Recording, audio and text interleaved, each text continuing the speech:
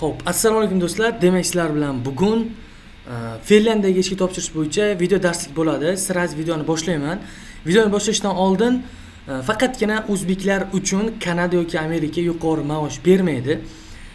Bu davlatlar qatorida Finlandiya bor. Bilasizlar, havosi juda ham toza, tog' bag'rida joylashgan va ta'limi top darajada, top 5 talikka kiradi. Finlandiya ta'lim tizimi hamma jihatdan zo'r davlat, oyligi ham yuqori, bemalol o'zlaring topshirishinglar mumkin, birorta bir firmaga biron so'm pul bermasdan.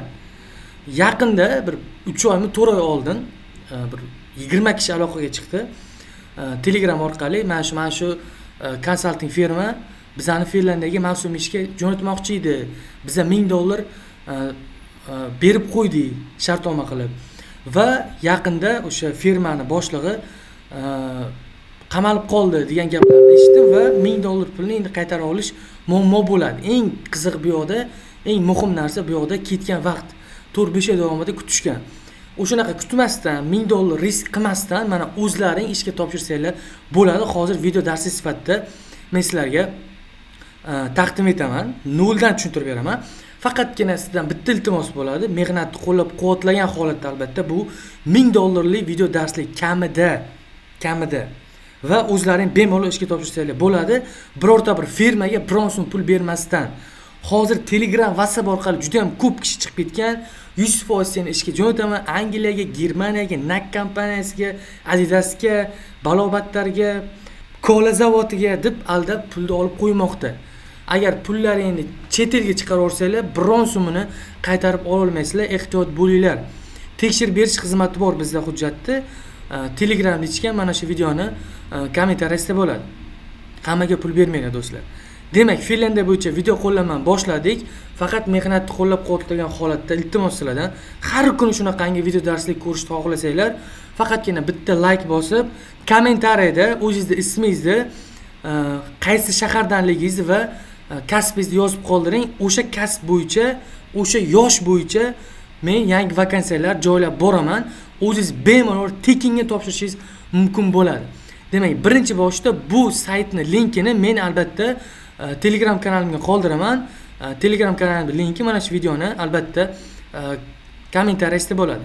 Demak, mavsumiy ish bo'yicha agar kompyuterda kirsanglar, o'zbek tiliga o'girib olishingiz mumkin. Har videoda aytaman. Demak, 2025-yil uchun qulupnay terish bo'yicha ish. Birinchisi matn, bu yerda bitta klientga to'ldirib beryapmiz. U kishining hozir ism, familiyalari, telefon raqamlarini ko'rsatmaymiz albatta va bu yerda ilova xati. Ilova xati bu cover letter deyiladi. Cover letter bu ilova xati. Ya'ni o'z haqingizda qisqacha ma'lumot, nima uchun sizni ishga olish kerak. Keyingisi millatingiz, keyingisi tug'ilgan yilingiz, keyin manzilingiz va bu yerda siz fin ID kartasi bormi deyapti. Yo'q deymiz, chunki O'zbekistondasiz. Ko'pchilik kimdir Rossiyada, kimdir O'zbekistonda kvartira kerakmi deyapti. Ha deymiz. Avval siz ishlaganmisiz Finlandiyaga degan joy bor.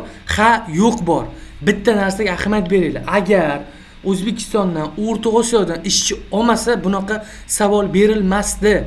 Ya'ni bular chet el fuqarolarini ham 100% ishga oladi. O'shancha so'rayapti. Sen ishlaganmisan Finlandiyaga, ishlamaganmisan? Agar faqat Finlandiyani o'zidan yoki Yevropani o'zidan ishchi olganda edi, bularga bunaqangi savol bermasdi. Ketdik. Qaysi payt ishlay olasan, bu hamma yilni belgilab chiqinglar. Keyingisi, siz ilgari terim ishlariga ishlaganmisiz? Qani bosamiz. Endi ko'pchilik qishloqda katta bo'lgan, hatto hech bo'lmasa paxta tergan, qulupnay terish menimcha ko'p o'zbeklar uchun muammo emas. Ingliz tili ko'nikmas qanday? Mana shu joyga ahamiyatli bo'linglar. Agar yaxshi bo'lmasa, yomon bo'lsa, yomonni bosasizlar, o'rtacha bo'lsa, oqni bosasizlar, ajoyibni bosasizlar. Agar tushuntira olsangiz, ya'ni A2 bo'ladi, A2 daraja yetadi. Ya'ni 3 oy davomida ingliz tilini o'rgansanglar, yetadi, o'sha A2 ga chiqasizlar. Keyingisi, maxsus ko'nikmalar, ya'ni o'zingizni sifatlaringizni maqtaysiz. Ya'ni men ishchanman, talabchanman, shunaqa sifatlar. Men masalan qanaqadir traktor hayda olsangiz hayday olaman, mashina hayday olaman, shunga o'xshagan gaplar. Lekin bu yerda aytayapti, men ham men ham ishlay olaman debdi. Agar siz uzoq 6 oy qishda yoki erta kech mavsumda ishlashingiz mumkinmi debdi. Ha deb ingliz tilida yozishingiz kerak. Hammasini ingliz tili yoki fin tilida yozishingiz kerak bo'ladi. Ingliz tili bemalol ChatGPT orqali yozsangiz bo'ladi. Traktor yoki yuk mashinasini haydash qobiliyati ha deb yozasizlar agar hayday olsanglar va mana bu yerda eng qizig'i ingliz tilida 2 daqiqa o'z haqingizda qisqacha ma'lumot berish kerak. Bu juda ko'plar uchun muammo. Agar meni lichkamga o'tib yozsanglar, men sizlarga matnni tekinga sizga beraman. O'sha matnni o'qib yoki yodlab ishga topshirayotgan vaqtingiz xuddi shunaqa mana bu yerda zapisni bosasizlar va ekran yonadi. O'z haqingizda ingliz tilida qisqacha ma'lumot berasizlar. Ingliz tilida bo'lishi kerak. Ingliz tilida, rus tilida emas. Agar yo'q Rasul, men ishga umuman imkoniyatim yo'q, vaqtim yo'q, men ishlayman, ishga topshirish bo'yicha, men mana shu ishga topshirmoqchiman, lekin vaqtim yo'q deydigan bo'lsanglar, sizning nomingizda men o'zim ingliz tilida gapirib topshirib beraman. Agar xohlasangiz, agar ingliz tilini bilmasangiz, hamma hujjatlaringizni ham tahlil beraman. CV bilan cover letterdan tayyorlab beraman. Xizmat haqi qancha bo'ladi? Lichkamga o'tib yozsanglar, men batafsil ma'lumot beraman. Lichkam mana shu videoni kommentariyasida bo'ladi. Keyingisi, mana bu yerda ikkita shahar qo'yilgan. Ikkita shahardan ikkalasini ham belgilasanglar bo'ladi bemalol. Yoki buni ustida yoki buni ustida qaysidir birida ish bo'lishi mumkin. Keyingisi, agar LinkedIn bo'lsa sizda, linkini qo'yasizlar bu yoqqa. Keyin bu yerda ism, keyin familiya, email pochta, eng muhim narsalardan biri email pochta, keyin telefon raqam. Bu yerda albatta O'zbekiston ham bor. Agar o'zbeklarni olmaganda O'zbekistonning raqamini qo'yish imkoniyati bo'lmagan bo'lardi. Keyingisi, bu yerda eng muhim narsa rezumeni yuklashingiz kerak bo'ladi. Rezumeni yuklashingiz kerak bo'ladi. Bu klientimizga men CV, ya'ni rezume tayyorlab berganman. Hozir mana shuni yuklaymiz. Mana bu yerda qaranglar, 3 ta rezume qilganman. Bu kishiga bitta yetkazib beruvchi bo'yicha, ikkinchisi qassob bo'yicha, uchinchisi dala ishi bo'yicha. Ya'ni rezume qildirsanglar kimgadir 3 ta rezume qildiringlar.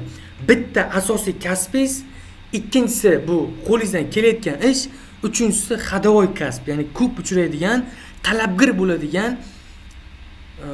kasb bo'yicha rezume qildirishingiz kerak bo'ladi. Ya'ni mana shuni yuklayman men dala ishchisi bo'yicha, chunki mos tushadi. Qo'shimcha hujjat, qo'shimcha fayl bu bo'lishi mumkin. Til sertifikati bu bo'lishi mumkin, masalan, deylik prava bo'lishi mumkin. Ya'ni o'zingizga plus bo'ladigan birorta bir hujjatingizni PDF faylga qilib turib yuklaysizlar va yuklab bo'lgandan keyin mana bu yerda men rozimanni bosasizlarda submit application ni bosasizlar. Xo'p do'stlar, oxirida ishga topshirganingizdan keyin xuddi shunaqangi portlash chiqadi. Ya'ni bu ishga topshirdingiz degan, ya'ni yozib qo'yibdi. Murojaat uchun rahmat.